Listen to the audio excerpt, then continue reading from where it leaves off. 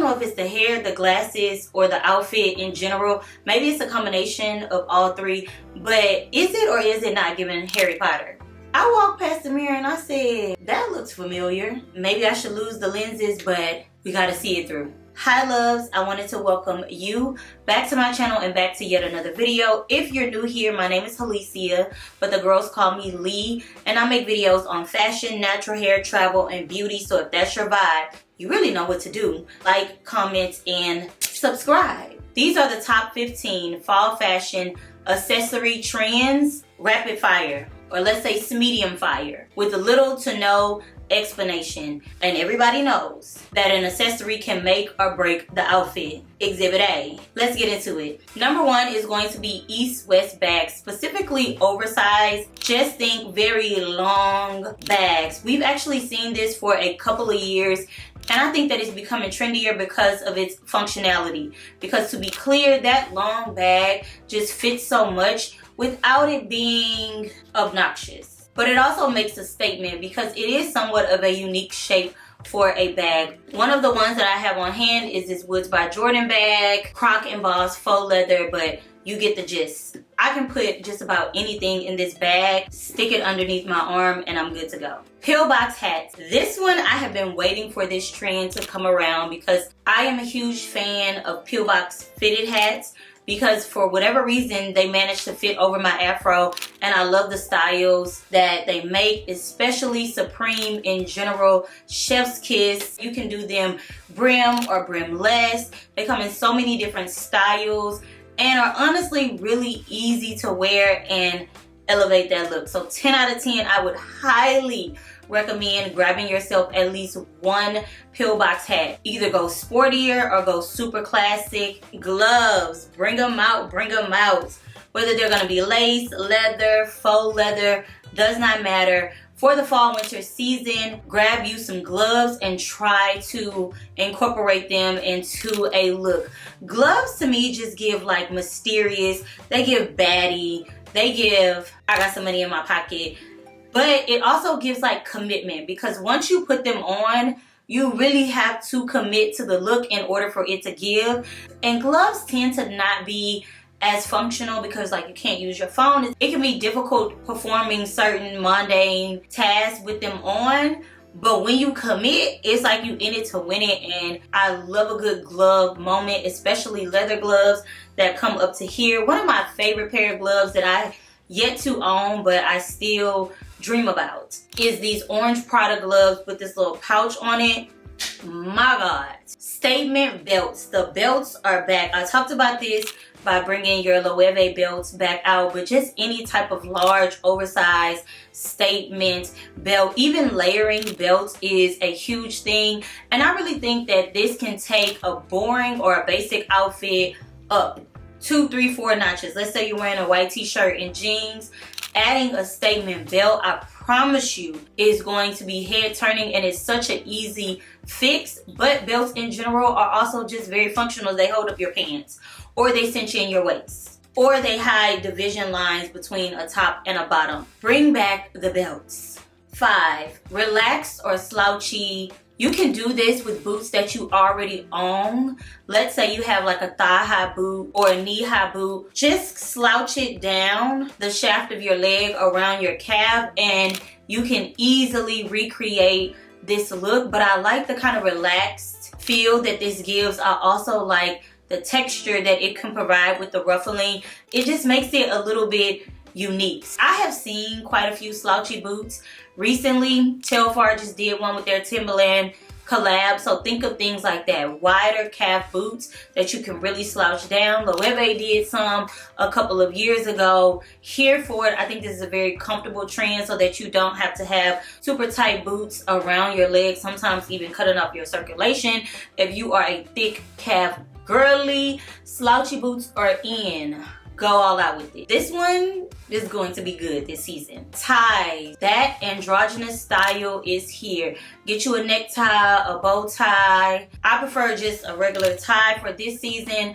I am going to be wearing my black leather tie. I brought it out a couple of times, but it just needs to be relived. I've seen several brands do this over the summer as well. ASOS did a lot of shirts that actually included ties, shoulder pads, and a tie back waist detailing that matched the shirt. So it does give that very androgynous but also structured feel. 10 out of 10. I love that this is back. Number 7 is brooches. We've seen a huge resurgence in brooches, and brooches even worn differently. Brooches on denim jackets, brooches in the back, which is a way that I like to wear them, especially if you have a halter top. Brooches on the bottom of jeans, brooches on shoes. Tiana Taylor did that with her Jordan drop, and she put the rose brooch on the sneakers. But add some brooches into your routine. They have this fresh revival. It's not like how your granny may have worn it on the suit to church. It's not giving that. It's giving elevated, and even the brooches that are on the market right now are so much more unique. They're very clever. Think Schiaparelli, and we like that. Newsboy hats are back, and the first thing that comes to my mind is Ruslan Baginski. Depending on your age, you may or may not remember the era. Honestly, I've never seen one, but there were videos where they had a newspaper boy that would ride a bike and throw out newspapers. Those hats. Because I also think that this kind of reminds me of Kangos in a sense, but this is a little bit more structured, a little bit more luxurious. It's giving more of a fashion take. Some people have even called them conductor hats. Although it's not for me, y'all be killing it. Number 9 is going to be faux fur collars.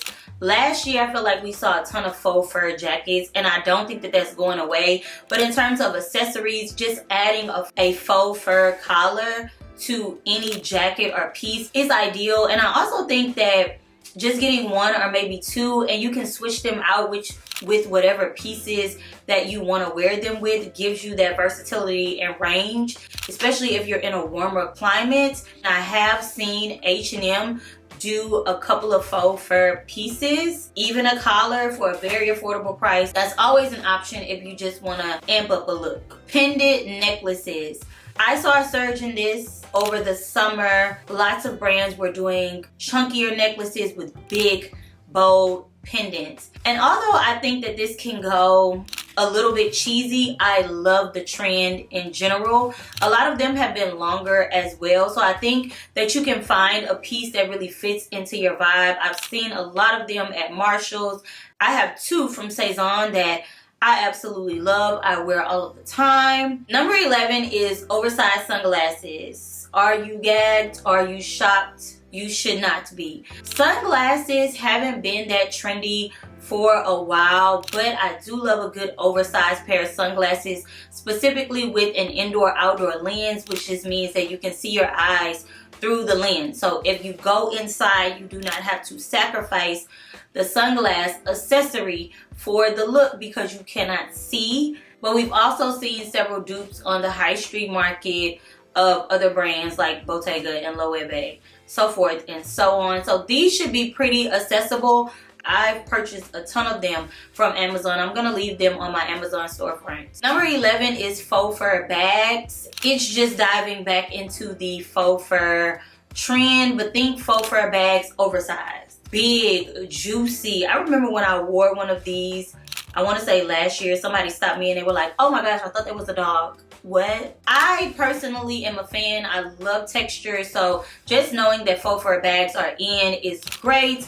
Amazon also has them, so these are highly accessible, and to be honest, you probably could make you something like this. Number 13 is Western Revival, and this can translate across several accessories. So I was thinking bolo ties. This one from Kendra Scott is stunning. As a Texas girl, I do think that everybody needs them a little bolo. And then also fringe and tassels. You're gonna see fringe bags. It all falls within that Western Revival trend, but it's in all of your accessories. Number 14 is bag charms, which we thought that this was going to die. This was very popular about a year or two ago, but somewhat not as accessible, even though it was trendy trending. And the reason that I think that it's trending a little bit more now is because it's become more and more accessible. Like every major retailer is selling bag charms, and people have shown you how you can make so many bag charms out of mundane items day to day that you just really enjoy. I am in love with a good bag charm 2, 3, 4 because I do feel like it really personalizes a piece.